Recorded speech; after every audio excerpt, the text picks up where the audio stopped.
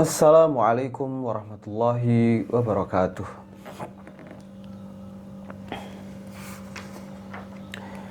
Innal hamdalillah nahmaduhu wa nasta'inuhu wa nastaghfiruh wa na'udzu billahi min shururi anfusina wa sayyiati a'malina.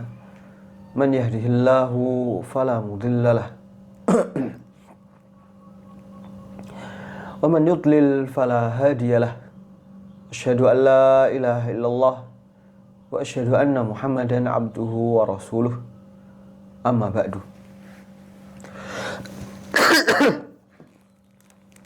Kita bersyukur pada Allah atas nikmat yang Allah berikan pada kita semua. Nikmat yang tak terhitung jumlahnya,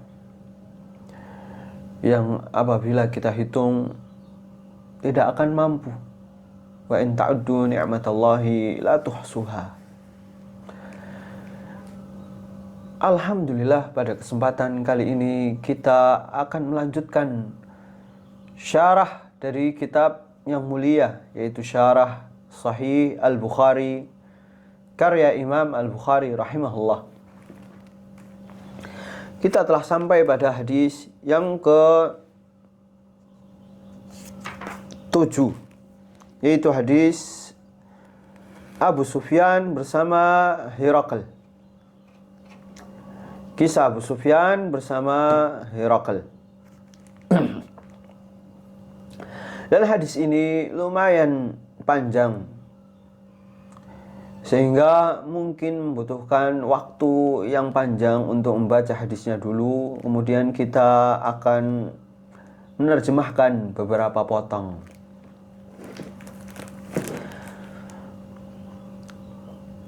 Berkata Imam Al-Bukhari, semoga Allah merahmatinya, haddatsana Abu Yaman Al-Hakam bin Nafi' qala akhbarana Syu'aib an Az-Zuhri qala akhbarani Ubaidullah bin Abdullah bin Utbah bin Mas'ud anna Abdullah bin Abbas radhiyallahu anhuma akhbarahu anna Abu Sufyan bin Harbin akhbarahu anna Herakl arsala ilaihi fi rukabin min Quraisy wa kanu tujjaran bisyam fil muddah allati kana Rasulullah sallallahu alaihi wasallam madda fiha Abu Sufyan wa kuffar Quraisy.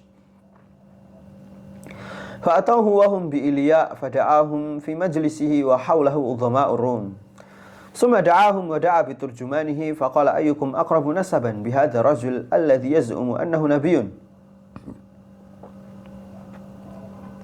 فقال أبو سفيان فقلت أنا أقربهم نسبا فقال أدنوه مني وقربوا أصحابه فجعلوهم عند ظهره ثم قال لترجمانه قل لهم إني سائل هذا رجلا فإن كذبني فكذبوه فالله لولا الحياء من أن يأثروا علي كذبا لكذبت عنه. ثم كان أول ما سألني عنه أن قال كيف نسبه فيكم؟ قلت هو فينا ذو نسب. قال فهل قال هذا القول منكم أحد قط قبله؟ قلت لا. قال فهل كان من آبائه من ملك؟ قلت لا. قال فأشراف الناس يتبعونه أم ضعفاؤهم؟ فقلت بل ضعفاؤهم. قال يزيدون أم ينقصون؟ قلت بل يزيدون. قال فهل يرتد أحد منهم سخطة لدينه بعد أن يدخل فيه؟ قلت لا. قال فهل كنتم تتهمونه بالكذب قبل أن يقول ما قال؟ قلت لا. قال فهل يغدر؟ قلت لا ونحن منه في مدة لا ندري ما هو فاعل فيها. قال ولم تمكنني كلمة أدخل فيها شيئا غير هذه الكلمة. قال فهل قاتلتموه؟ قلت نعم. قال فكيف كان قتالكم إياه؟ قلت الحرب بيننا وبينه سجال ينال منا وننال منه. قال ماذا يأمركم؟ قلت يقول اعبدوا الله وحده ولا تشركوا به شيئا واتركوا ما يقول آباؤكم ويأمرون بالصلاة والصدق والعفاف والصلة. فقال لترجمانه كله سألتك عن نسبه فذكرت أنه فيكم ذو نسب فكذلك الرسل تبعث في نسب قومها وسألتك هل قال أحد منكم هذا القول فذكرت أن لا فقلت لو كان أحد قال هذا القول قبله لقلت رجل يأتسي بقول قيل قبله. فقلت لو كان أحد قال هذا القول قبله لقلت رجل يأتسي بقول قيل قبله. وسألتك هل كان من آبائه من ملك فذكرت أن لا. قلت فلو كان من آبائه من ملك قلت رجل يطلب ملك أبيه. وسألتك هل كنتم تتهمون بالكذب قبل أن يقول ما قال فذكرت أن لا. فقد أعرف أنه لم يكن ليذر الكذب على الناس ويكذب على الله. وسألتك أشرف الناس اتبعوه أم ضعفاؤهم فذكرت أن ضعفاءهم اتبعوه وهم أتباع الرسل. وسألتك أيزيدون أم ينقصون فذكرت أنهم يزيدون وكذلك أمر الإيمان حتى يتم.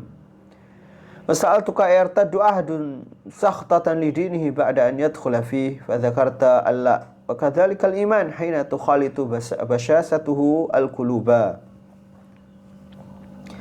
وسألتك هل يقدر فذكرت أن لا. وكذلك الرسل لا تقدر. وسألتك بما يأمركم فذكرت أنه يأمركم أن تعبدوا الله ولا تشركوا به شيئا وينهاكم عن عبادة الأوثان ويأمركم بالصلاة والصدق والعفاف. فإن كان ما تقول حقا فسيملك موضع قدمي هاتين. وقد كنت أعلم أنه خارج لم أكن أظن أنه منكم. فلو أني أعلم أني أخلص إليه لتجشمت لقاءه ولو كنت عنده لغسلت عن قدمه. ثم دعا بكتاب رسول الله صلى الله عليه وسلم الذي بعث به دحية إلى عظيم بصرى فدفعه إلى هرقل فقرأه فإذا فيه بسم الله الرحمن الرحيم من محمد عبد الله ورسوله إلى هرقل عظيم الروم سلام على من اتبع الهدى. أما بعد فإني أدعوك بدعاية الإسلام أسلم تسلم يؤتك الله أجرك مرتين. فإن توليت فإن عليك إثم العريسيين. ويا أهل الكتاب تعالوا إلى كلمة سواء بيننا وبينكم ألا نعبد إلا الله ولا نشرك به شيئا ولا يتخذ بعضنا بعضا أربابا من دون الله. فإن تولوا فقولوا اشهدوا بأننا مسلمون. قال أبو سفيان فلما قال ما قال وفرغ من قراءة الكتاب كثر عنده الصخب وارتفعت الأصوات وأخرجنا. فقلت لأصحابي حين أخرجنا لقد أمر ابن أبي كبشة إنه يخافه ملك بني الأصفر. فما زلت موقنا أنه سيظهر حتى أدخل الله علي الإسلام. وكان ابن ناطور صاحب إلياء وهرقل سقفا على نصارى الشام يحدث أن هرقل حين قدم إلياء أصبح يوما خبيث النفس فقال بعد بطارقته قد استنكرنا هيئتك. قال ابن ناطور وكان هرقل حزاء ينظر في النجوم فقال لهم حين سألوه إني رأيت الليلة حين نظرت في النجوم ملك الختان قد ظهر فمن يختتن من هذه الأمة قالوا ليس يختتن إلا اليهود فلا يهمنك شأنهم واكتب إلى مدائن ملكك فيقتلوا من فيه من اليهود. فبينما هم على أمرهم أتي هرقل برجل أرسل به ملك غسان يخبر عن خبر رسول الله صلى الله عليه وسلم. فلما استخبره هرقل قال اذهبوا فانظروا أمختتن هو أم لا. فنظروا إليه فحدثوه أنه مختتن وسأله عن العرب فقال هم يختتنون. فقال هرقل هذا ملك هذه الأمة قد ظهر. ثم كتب هرقل إلى صاحب له برومية وكان نظيره في العلم.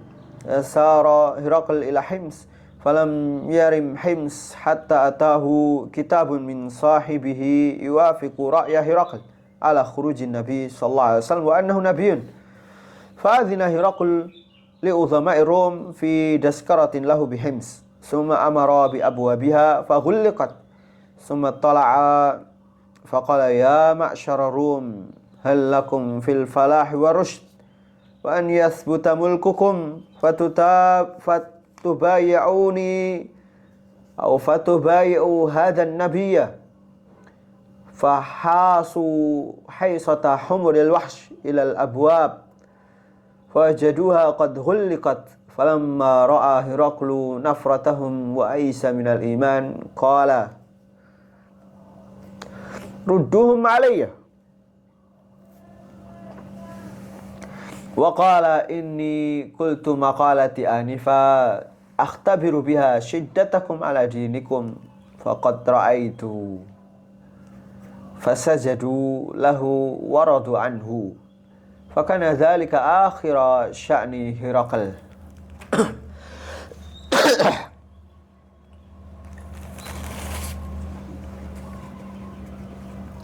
Kemudian kita beranjak menuju terjemahannya.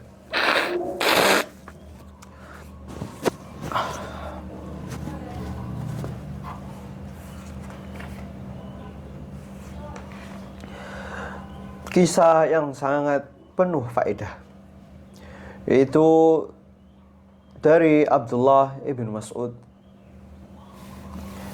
mengabarkan bahasanya Abu Sufyan bercerita Hiraql pernah mengirim kepadanya perintah ketika dia bersafar bersama orang Quraisy dalam rangka dagang di negeri Syam di waktu ketika Rasulullah SAW memberikan perjanjian kepada Abu Sufyan dan orang kafir Quraisy, yaitu perjanjian gencatan senjata. Kemudian Abu Sufyan mendatangi undangan Hiraql bersama teman-temannya. Dan ketika itu mereka berada di daerah yang bernama Ilya. Maka Hiraql memanggil mereka di tempat berkumpulnya dia yang dikelilingi pembesar Romawi. Summa da'ahum wa da'a biturjumanihi. Dia juga memanggil penerjemah untuk menerjemahkan kata-kata orang Romawi kepada Abu Sufyan. Begitu juga untuk menerjemahkan kata-kata Abu Sufyan kepada Hiraql.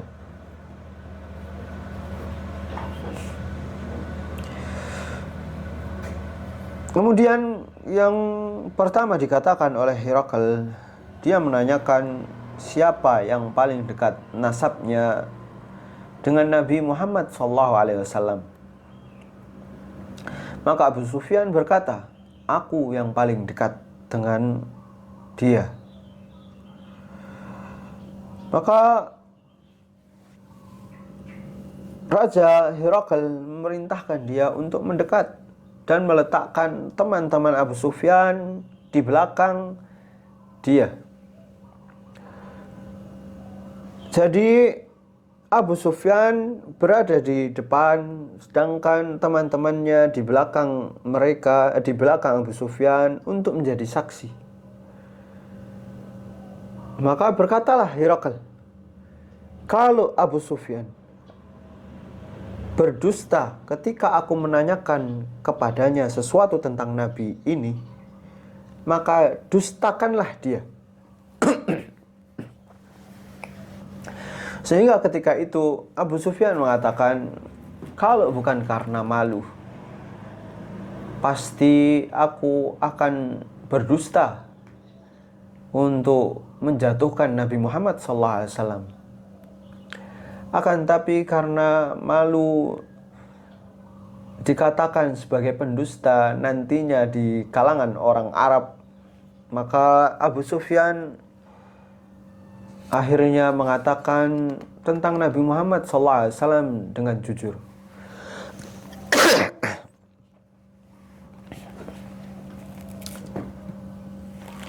Dalam hal ini Allah membalas kejujuran Abu Sufyan, yaitu dengan hidayah. Nabi Muhammad SAW pernah mengatakan as-sidq yahdi ilal bir.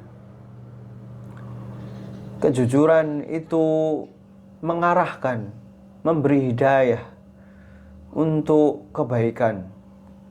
Wal birra yahdi wal birru yahdi ilal jannah, dan kebaikan mengarah menuju surga Allah. Walaupun dia kufur, walaupun dia tidak mengakui kenabian Nabi Muhammad SAW karena kepentingan, karena berbagai macam alasan, akan tetapi dia tidak mampu untuk berdusta atas Nabi Muhammad SAW. Dia mengakui keutamaan Nabi Muhammad SAW.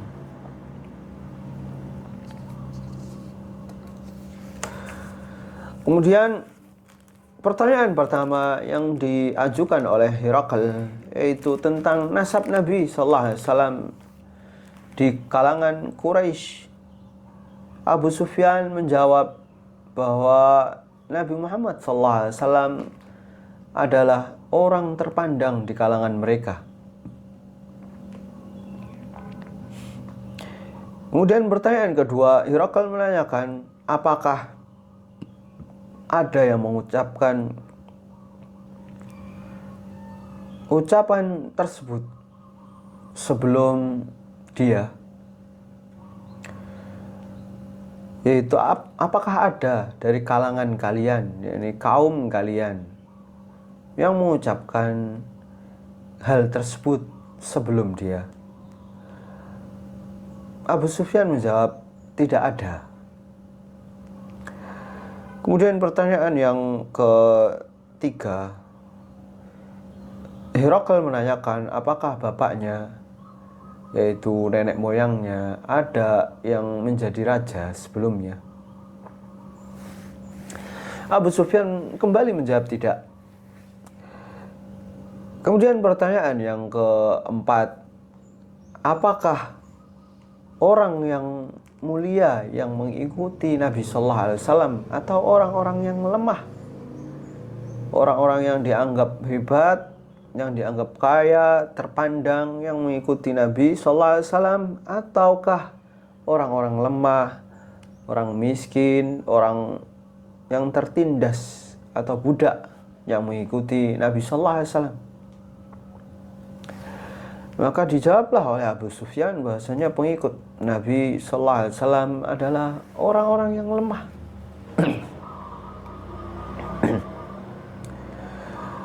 Kemudian soal yang kelima, apakah pengikutnya bertambah atau berkurang? Maka Abu Sufyan menjawab bertambah. Kemudian apakah ada yang murtad karena benci terhadap agama Nabi Muhammad SAW setelah masuk dalam Islam? Dijawablah tidak ada. Kemudian pertanyaan berikutnya, yaitu pertanyaan yang keenam, apakah kalian menuduhnya berdusta sebelum dia mengeklaim tentang kenabiannya, sebelum dia mengaku kenabian? Pernahkah kalian menuduh dia sebagai pendusta atau mendapati dia berdusta? Maka dijawablah oleh Abu Sufyan, tidak pernah.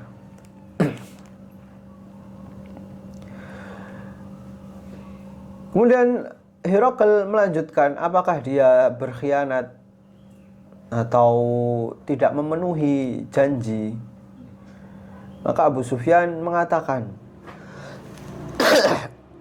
tidak pernah. Akan tapi kita ini sedang ada gencatan senjata. Kita tidak tahu apa yang dilakukan Muhammad saat ini. La nadri ma huwa fa'ilun fiha. Apa yang direncanakan, apa yang dimakarkan oleh Muhammad dalam gencatan senjata ini. Abu Sufyan mengatakan dalam hatinya bahwasanya hanya ini yang bisa aku sisipkan untuk sedikit meruntuhkan karakter Nabi SAW di hadapan Herakl.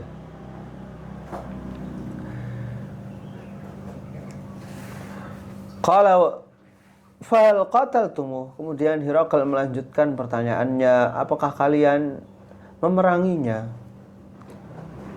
Qultu na'am. Iya. Abu Sufyan mengatakan iya. Dan bagaimana peperangan itu di antara kalian?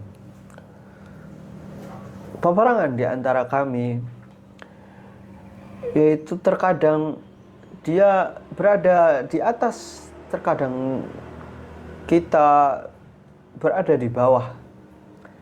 Kadang kita di atas, kadang dia di bawah. Yaitu kadang menang, kadang kalah.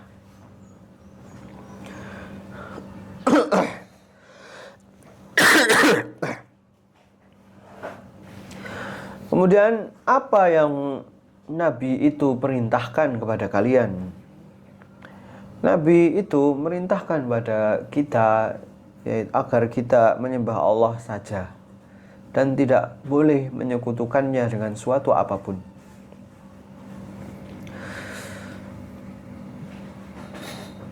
Dan beliau juga memerintahkan agar kita melaksanakan salat dan mengatakan kejujuran, dan juga menjaga diri dari zina, dari perbuatan yang keji, dan juga merintahkan untuk menyambung hubungan yang putus di antara kita. Faqala liturjuman.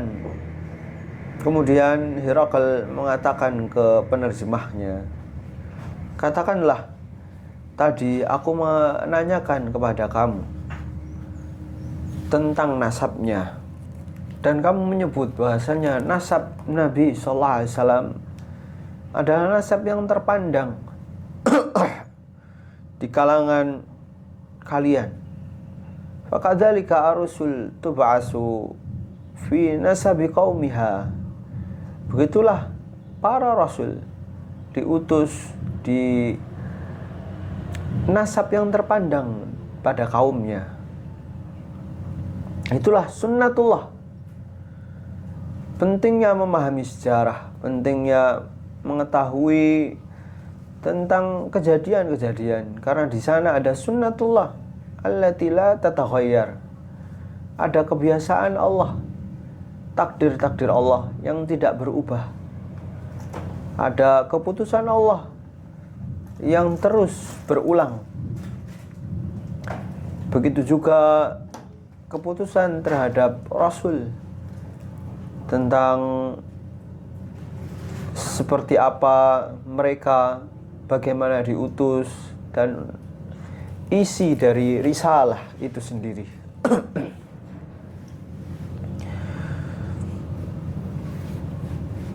Dan juga ada hikmah kenapa para Rasul diutus pada nasab yang tinggi atau nasab yang mulia. Karena apabila para rasul diutus di nasab yang rendah, maka manusia akan mengatakan dia ini ngeklaim menjadi rasul hanya untuk agar bisa setara dengan kita yang nasabnya tinggi.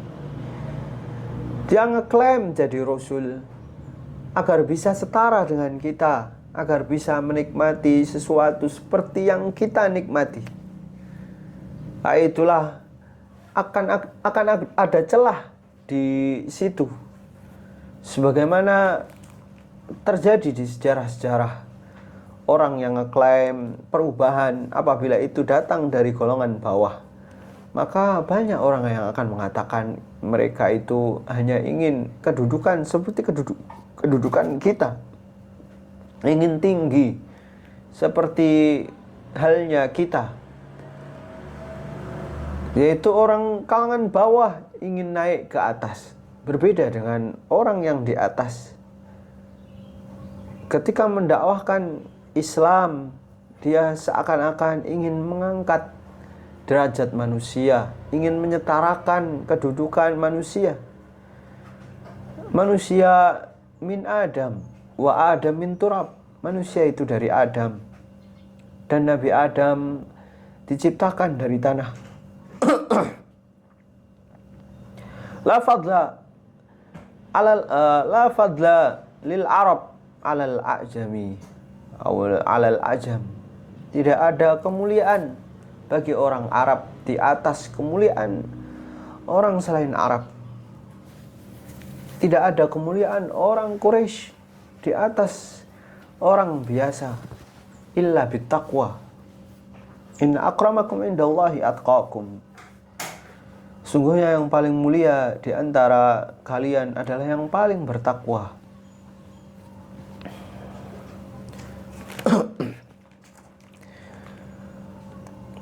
Kemudian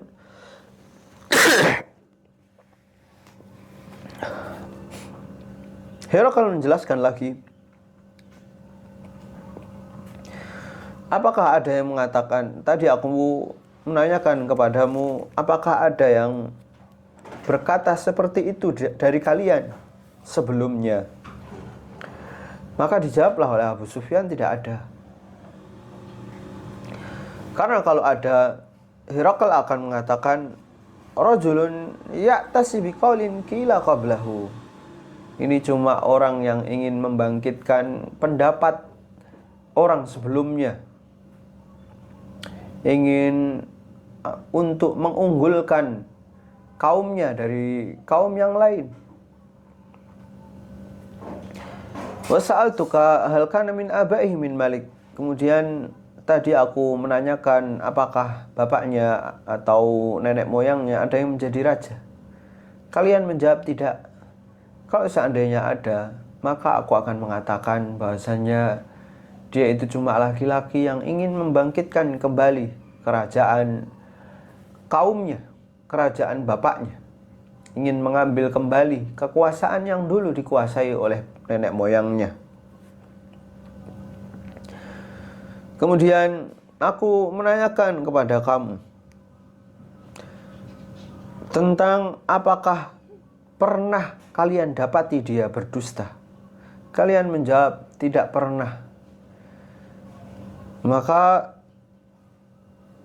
aku paham, menjadi jelas bagiku, tidak mungkin orang yang selama 40 tahun tidak pernah berdusta di hadapan manusia, tidak pernah berdusta untuk kepentingan dirinya, mendapatkan manfaat dari manusia, kemudian dia berdusta atas nama Allah yang resikonya terlalu besar dan keuntungannya sangat sedikit, bahkan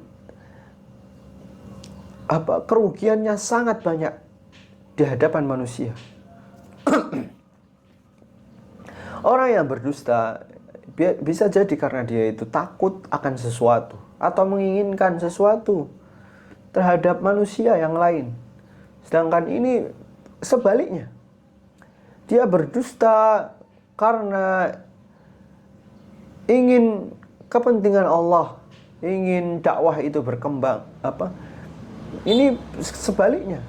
Kalau seandainya Nabi Muhammad SAW berdusta, maka untuk apa?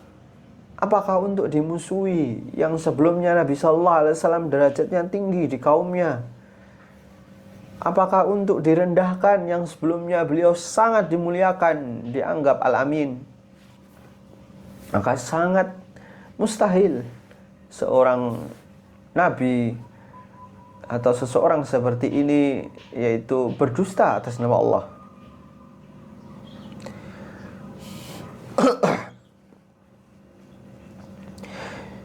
Pada dasarnya ini adalah kaitan hadis ini terhadap bab atau terhadap kitab permulaan wahyu, untuk menekankan bahasanya Nabi Muhammad SAW benar-benar seorang Rasul, seorang Nabi. Persaksian dari musuhnya lebih kuat daripada persaksian sahabatnya sendiri. Persaksian dari musuh, yaitu seorang musuh mengakui kenabian beliau, lebih kuat daripada temannya sendiri. Maka dari itu di antara derajat kekuatan saksi, yaitu tidak ada indikasi pembelaan terhadap yang dia berikan kesaksiannya. Maka saksi dari musuh termasuk saksi yang paling tinggi tingkat kekuatannya. Maka benarlah hadis-hadis ini termasuk dari wahyu Allah. Ucapan-ucapan yang dikeluarkan oleh Nabi Muhammad SAW itu berupa wahyu, bukan ucapan biasa. Dia berbeda, Nabi SAW berbeda dengan manusia biasa.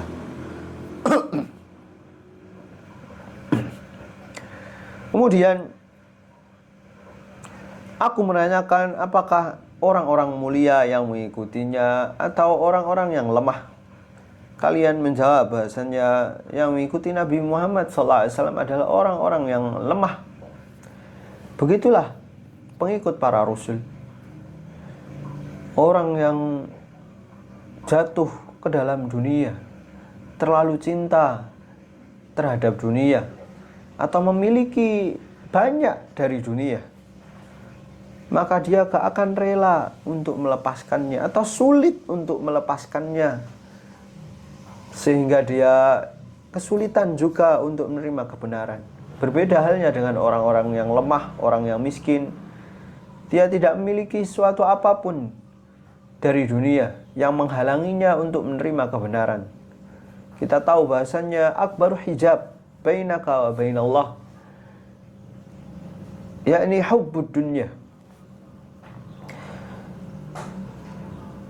Penghalang terbesar seseorang menerima kebenaran atau menunaikan hak Allah atau melaksanakan amalan-amalan akhirat, itu karena dia sangat cinta terhadap dunia itu sendiri. Kemudian aku menanyakan, apakah pengikutnya bertambah atau berkurang? Kalian menyebutkan bahasanya pengikutnya bertambah. Begitulah dakwah para rasul. Kita melihat pengikutnya kecil sedikit, akan tapi begitulah dakwah mereka, yaitu bertahap perlahan, sedikit demi sedikit, sehingga menjadi besar. Itulah sifat dakwah para rasul. Dakwah yang alami, yaitu dakwah yang dimulai dari awal, yang dimulai tidak memiliki apapun, wasilahnya sangat sedikit. Kita pada kesempatan yang lalu kita membahas tentang hadis awal mula diturunkan wahyu kepada Rasulullah SAW, atau hadis tentang Nabi SAW diturunkan kepadanya surat Al-Muddathir. Ya ayyuhal muddathir, qum fa'anzir. Berdirilah, berilah peringatan. Jangan tunggu dakwah itu sempurna, jangan tunggu wasilahnya atau sarana-sarana, fasilitas lengkap. Jangan tunggu banyak harta untuk memulai dakwah. Mulai dengan natural, mulai dengan alami, maka dakwah itu akan berkembang secara alami. Dakwah itu mansurah bidzatiha. Dakwah itu ditolong oleh Allah secara zatnya. Kemudian aku menanyakan kepada kalian, apakah ada yang murtad karena benci terhadap agamanya setelah dia masuk Islam, tahu tentang Islam? Kalian menjawab tidak. Begitulah iman apabila tercampur kemilaunya dalam hati, tercampur kelezatannya, dirasakan kelezatannya dalam hati. Keimanan akan kita dapatkan kelezatannya pada suatu hari di antara hari-hari kita hidup. Suatu waktu, pada waktu kita hidup. Kita akan merasakan nikmatnya iman, sehingga kita tahu bahasanya iman ini adalah sesuatu yang benar. Kita paham bahasanya nikmat iman adalah nikmat yang besar, yang memberikan ketenangan kepada kita, yang memberikan segalanya. Bahkan semua ketenangan berasal dari keimanan. Kemudian aku menanyakan kepada kalian, apakah pernah Nabi itu berkhianat? Kalian mengatakan tidak pernah. Begitu juga para rasul, mereka tidak akan pernah berkhianat. Wa sa'altuka bima ya'murukum, dan aku menanyakan pada kalian apa yang diperintahkan pada kalian. Kalian menjawab, Nabi memerintahkan agar hanya menyembah Allah saja dan tidak menyekutukannya dengan suatu apapun. Merintahkan melarang dari menyembah berhala, memerintahkan untuk salat, kemudian untuk berkata jujur, memerintahkan untuk menjaga diri dari perbuatan yang buruk, memerintahkan untuk menyambung silaturahim. Begitulah para nabi. Semua para nabi dakwahnya seperti itu. Dakwah yang dimulai di atas tauhid.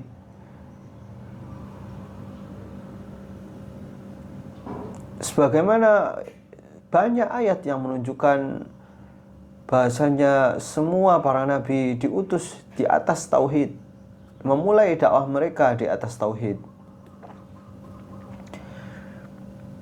Fa in kana ma taqul haqqa, apabila kamu mengatakan dengan jujur, maka kekuasaan dari nabi ini akan sampai pada kerajaanku ini. Pasti akan menguasai kerajaanku. Kalau seandainya aku dimudahkan untuk bisa menemuinya, aku akan berusaha untuk menemuinya. Kalau aku ada di dekat beliau, pasti aku akan cuci kakinya. Kemudian Herakl meminta surat dari Rasulullah SAW yang dikirim oleh Dihyah kepada Azim Busra, yaitu pemimpin Busra. Kemudian diserahkan kepada Herakl. Dia membacanya, ternyata di dalamnya berupa Bismillahirrahmanirrahim, dengan nama Allah yang Maha Pengasih lagi Maha Penyayang. Dari Muhammad, hamba Allah dan utusannya, kepada Herakl, penguasa Romawi. Keselamatan bagi orang yang mengikuti petunjuk. Amma ba'du. Aku sungguh mendakwahkan kepadamu, menawarkan kepadamu agama Islam. Masuk Islamlah, kamu akan selamat. Dan Allah juga akan memberikan kepadamu pahala 2 kali lipat, yaitu pahala mengikuti agama Nasrani, yaitu mengikuti syariat Nabi Isa. Kemudian pahala mengikuti syariat Nabi Muhammad SAW. Belum lagi apabila masuk Islam yang mempengaruhi para rakyat yang lemah. Kemudian fa'in tawallaita, Nabi SAW juga mengancam. Begitulah dakwah, targhib wa tarhib, yaitu hadiah atau harapan dan juga ancaman. Nabi mengancam, kalau engkau berpaling, tidak mau untuk masuk Islam, fa inna 'alaika ismal arisiyin, maka kamu akan menanggung dosa orang-orang yang mengikutimu, orang-orang yang lemah, yang tidak tahu apa-apa, yang mengikutimu, menganggap kamu di atas kebenaran, yang kamu menghalangi mereka untuk mempelajari Islam. Kemudian Nabi SAW mengutip satu ayat, yaitu yang artinya, ya ahlul kitab, wahai ahli kitab, kemarilah pada kalimat yang sama di antara kita, yaitu janganlah kita menyembah kecuali kepada Allah, dan janganlah kita menyekutukannya dengan suatu apapun. dan jangan kita menjadikan sebagian dari kita, atau jangan kita menjadikan satu sama lain sebagai arbab, tandingan selain Allah. Apabila kalian berpaling, maka katakanlah, apabila mereka berpaling, maka katakanlah, saksikanlah bahasanya kami adalah orang yang berserah diri. Qala Abu Sufyan falamma qala ma qala, ketika dia mengatakan apa yang dikatakan oleh Rasulullah sallallahu alaihi wasallam dan selesai dari membaca surat Nabi sallallahu alaihi wasallam, maka jadi ramailah tempat tersebut dan banyaklah suara yang meninggi, banyak kata-kata keras, banyak suara yang meninggi. Kemudian kita dikeluarkan dari tempat tersebut. Maka aku mengatakan kepada teman-temanku, ketika kita dikeluarkan, sungguh telah besar perkara Nabi Muhammad ini. Dia ditakuti oleh Malikur Rum, Malik Bani Asfar. Dia ditakuti oleh Raja Romawi. Maka aku senantiasa yakin bahwasanya dia akan menang. Annahu sayadhar. Aku senantiasa yakin bahwasanya Nabi Muhammad SAW ini akan menang sampai Allah menghadiahkanku atau menunjukkan kepadaku jalan Islam, memberikan kepadaku hidayah Islam. Bahkan Ibnu Natur. Kemudian ada cerita tentang Ibnu Natur. Dia adalah pemimpin dari Ilya. Dia teman dari Herakl. Dia menceritakan bahwasanya Herakl ketika datang di Ilya, di pagi harinya dia, atau di suatu hari, dia menjadi khabisan nafs, menjadi buruk perilakunya, menjadi tidak seperti biasa. Bahkan teman-temannya mengatakan, atau orang terdekatnya mengatakan, kita mengingkari, kita merasa aneh terhadap perbuatanmu, wahai raja. Sebelumnya engkau tidak seperti ini. Kenapa pagi ini engkau seperti ini? Maka dijawablah oleh Herakl, tadi malam aku melihat kepada bintang-bintang bahwasanya raja dari orang-orang yang berkhitan telah muncul. Apakah ada yang berkhitan di umat ini? Dijawablah oleh para pembesarnya bahwasanya tidak ada yang berkhitan kecuali orang Yahud. Kamu jangan khawatir, wahai raja. Tulislah surat di kota yang kamu kuasai untuk memberantas Yahudi yang ada di sana. Fabainahum ala amrihim, ketika mereka sedang seperti itu, maka Herakl didatangkan seorang laki-laki yang diutus oleh Malik Ghassan, diutus Raja Ghassan, yang mengabarkan tentang berita Rasulullah SAW. Laki-laki tersebut mampu menceritakan tentang Nabi Muhammad SAW, atau di antara tawanan atau utusan Nabi Muhammad SAW. Ketika Herakl menanyainya, kemudian dia memerintahkan untuk melihatnya apakah dia ini berkhitan atau tidak. Kemudian dia diberitahu bahasanya orang ini berkhitan. Herakl menanyakan, apakah orang Arab berkhitan? Lelaki tersebut mengatakan, iya, orang Arab berkhitan. Nah, ketika itulah Herakl mengatakan, hadza maliku hadhil ummah qad dhahara. Raja umat ini sudah muncul. Kemudian Herakl menulis kepada temannya yang ada di Romawi, wa kana nadhirahu fil ilm, yaitu Herakl ini memiliki ilmu perdukunan, ilmu nujum. Dia punya teman yang juga ahli dalam ilmu perdukunan ini. Dan kemudian Herakl berjalan bersafar lagi ke daerah yang bernama Hims. Belum beberapa hari atau belum lama di Hims, dia didatangi oleh surat dari temannya yang setuju dengan pandangan Herakl tentang kemunculan Nabi dan bersaksi bahasanya itu benar-benar Nabi.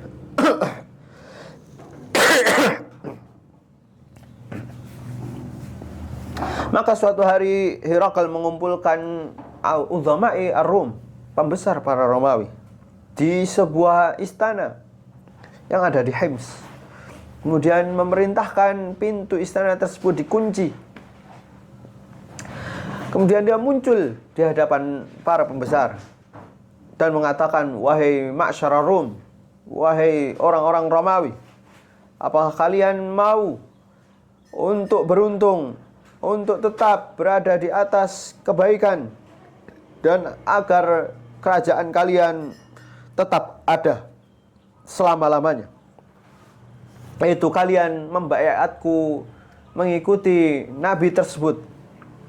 Maka ketika itu mereka jadi panik seperti paniknya zebra ketika ada singa yang hendak menerkamnya. Mereka berlarian menuju pintu. Ternyata mereka mendapati pintu tersebut telah dikunci. Ketika Herakl melihat bagaimana mereka lari di hadapan raja mereka, bagaimana mereka menentang raja, maka Herakl langsung putus asa terhadap keimanan kaumnya. Qala rudduhum alayya, dia merintahkan untuk dikembalikan, kembali kepadaku, kembalilah ke sini. Wa qala inni qultu maqalati anifa akhtabiru biha shiddatakum ala dinikum. Tadi aku mengatakan hal tersebut untuk menguji kekuatan iman kalian. Faqad ra'aitu, sungguh aku telah melihat bahasanya iman kalian sangatlah kuat.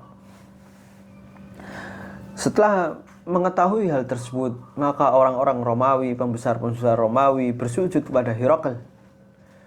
Dan begitulah akhir dari kabar Herakl.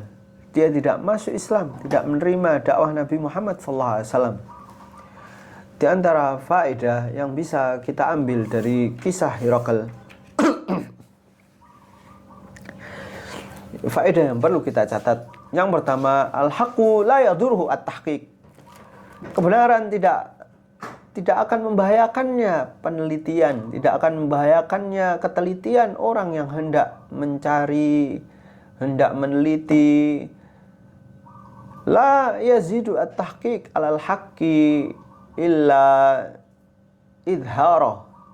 Tidak menambahkan penelitian itu, pengujian itu terhadap kebenaran, kecuali semakin nampak bahasanya itu kebenaran. Bikhilafil batil, berbeda dengan kebatilan. Semakin diteliti, semakin diajak untuk logis, kebatilan itu akan semakin terlihat kalau itu kebatilan. Kemudian faedah yang kedua yang bisa kita ambil, bahasanya hidayah bukan dengan banyaknya ilmu. Hidayah itu bagaimana kita mau untuk tunduk, mau untuk melawan hawa nafsu, kemudian tunduk terhadap syariat Islam. Kenapa agama ini dinamakan agama Islam? Itu karena agama ini adalah agama ketundukan. Iblis memiliki ilmu, Raja Romawi memiliki ilmu, mengetahui tentang kenabian Nabi Muhammad SAW. Bahkan temannya mengakui bahasanya itu adalah Nabi. Akan tapi ilmunya tidak memberikannya hidayah. Kita tahu bahasanya ilmu tidak serta-merta atau otomatis menjadikan seorang mendapatkan hidayah. Akan tapi ketundukan, akan tapi pengorbanan kita, harga yang kita bayar terhadap kebenaran, yaitu hawa nafsu. Maukah kita membayar dengan cara menundukkan hawa nafsu, berusaha untuk mengikuti kebenaran, berusaha keras untuk mengikuti Rasulullah SAW, terutama pada zaman sekarang ini? Ada harga untuk kita bisa mendapatkan surga. Al-jannah ghaliyah. Ala inna sil'atallahi ghaliyah wa inna sil'atallahi al-jannah. Barang dagangan Allah itu sangat mahal. Ingatlah bahasanya barang dagangan Allah adalah surga. Ada harga. Ketika kita ingin mendapatkan sesuatu yang mahal, ada harga yang perlu dibayar.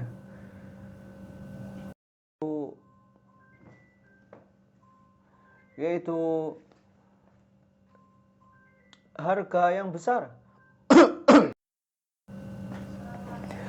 Harga yang besar. Berupa menundukkan hawa nafsu. Kemudian kita tahu bahasanya akbar hijabin bainana wa bainallah hubbud dunya. Yang menghalangi kita atau penghalang besar yang menghalangi kita dari Allah yaitu cinta dunia. Semakin besar kecintaan kita terhadap dunia, semakin berat juga kita menerima kebenaran. Semakin kita cinta terhadap hiburan, cinta harta, cinta wanita, cinta makanan, cinta hal-hal yang berkaitan dengan dunia, maka semakin berat juga kita akan menerima kebenaran itu ketika datang.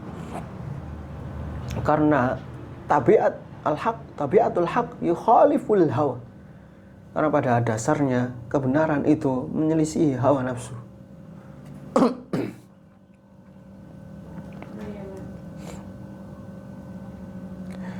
Kemudian di antara faedah berikutnya, itu faedah yang keempat, as-sidqu yahdi ilal bir.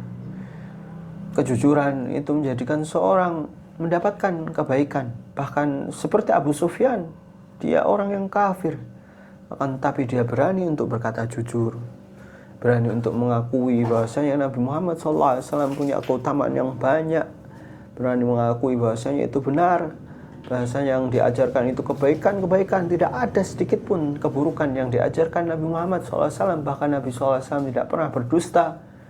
Bahkan kaumnya yang salah mengakui bahasanya kaumnya itu yang salah, kaumnya yang berbuat sesuatu yang buruk kepada beliau, kaumnya yang memusuhi bahkan berdusta atas nama beliau, mengatakan bahasanya itu penyihir, mengatakan bahasanya Nabi Muhammad SAW kadzab, padahal tidak pernah sama sekali berdusta.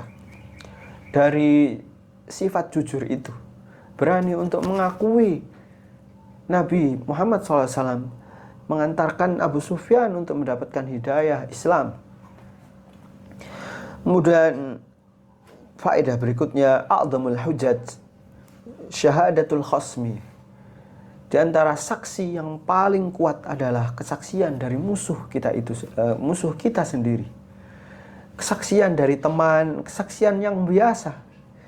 Kalau sampai musuh mengakui kita, kalau sampai musuh menganggap kita itu orang yang baik, menganggap kita di atas kebenaran,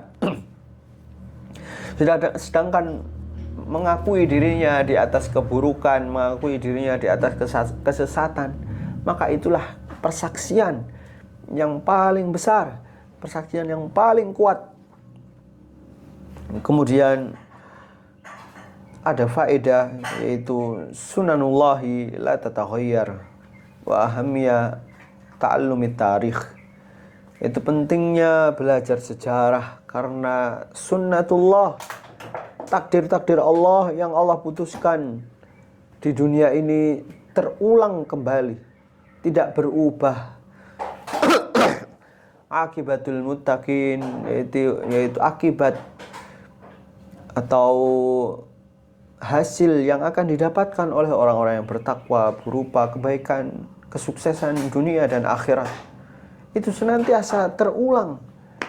Wal akibatul sabirin, orang-orang yang sabar mendapatkan ujung atau mendapatkan hasil yang terbaik di dunia dan di akhirat. Kemudian faedah berikutnya, ad-da'i awalu dalilin ala da'wati. Kondisi seorang dai adalah dalil, penunjuk pertama terhadap benar atau baiknya dakwah tersebut. Apakah dai ini bisa memberikan manfaat pada umat, kepada masyarakat, bisa memberikan pengaruh yang baik, bisa memperbaiki masyarakat, kehadirannya bermaslahat untuk umat sehingga masyarakat memandang dia membawa perbaikan. Ketika itulah dakwah bisa masuk, ketika itulah ilmu bisa masuk. Akan tapi apabila kehadiran seorang dai tidak memberikan suatu apapun terhadap masyarakat, kemudian tiba-tiba kita mendakwahkan, kemudian kita menyalah-nyalahkan, maka umat tidak akan mau untuk menerima dakwah kita. Bahkan kita akan ditolak hari pertama dakwah. Kemudian al-haqqu yu'raf bi jam'i al-adillah. Kebenaran diketahui dengan mengumpulkan dalil-dalil.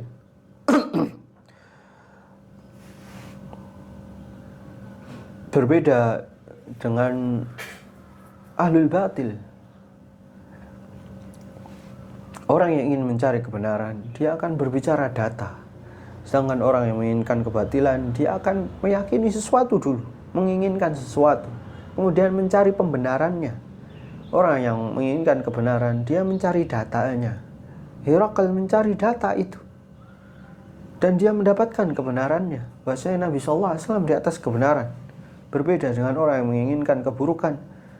Dia menginginkan sesuatu atas dasar hawa nafsunya, atas dasar keinginannya, kemudian dia mencari pembenarannya, baik itu berupa data palsu atau dalil Al-Quran dan Sunnah yang dia pahami dengan pemahaman dirinya sendiri. Maka perhatikanlah hal tersebut. Kemudian di antara faedah muhimmah, faedah yang penting, yaitu man aradal haqqa a'anahullah alal hujaj.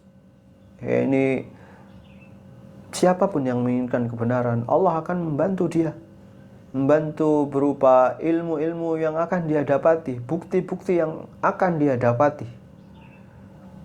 Maka ini menjadi akhir dari pertemuan kita kali ini. Semoga bermanfaat untuk kita semua, bisa memberikan barokah di kehidupan ini, dan juga bisa memberikan ketakwaan untuk kita bisa diamalkan di kehidupan sehari-hari. Karena hakikat mencari ilmu adalah untuk diamalkan, bukan agar kita dianggap syekh besar, ustadz besar, atau orang yang berilmu banyak. Maka itu sesuatu yang tidak penting sama sekali. Jadilah orang yang mencari ilmu untuk mengamalkannya, untuk bisa lebih dekat pada Allah, untuk bisa semakin merasa takut pada Allah. Sebagaimana firman Allah, innama yakhshallaha min ibadihi al-ulama. Sekian, jazakumullahu khairan, barakallahu fikum. Subhanakallahumma bihamdika, asyhadu an la ilaha illa anta, astaghfiruka wa atubu ilaik.